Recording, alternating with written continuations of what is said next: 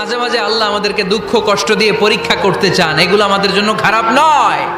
এই দুঃখ কষ্ট বিপদ আমাদের কোমরকে সোজা করে, আমাদের পায়ের মাটিকে শক্ত করে। চিল্লায় বলেন ঠিক কিনা? প্রতিকূল পরিবেশে কিভাবে বাঁচতে হয় এই দুঃখ কষ্ট আমাদেরকে শিখায়। এজন্য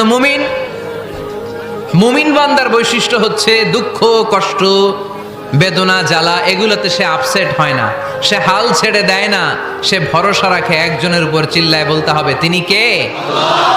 কারণ মুমিন জানে রাত্রি যত গভীর হয় অন্ধকার তমানিসা ভেদ করে শুভে সাদিক হয়। মুমিন জানে গর্ভবতী নারীর পেটের ব্যথা যেই দিন বাড়তে থাকে ওই দিনই নতুন মেহমান আগমনের সময় ঘনাতে থাকে।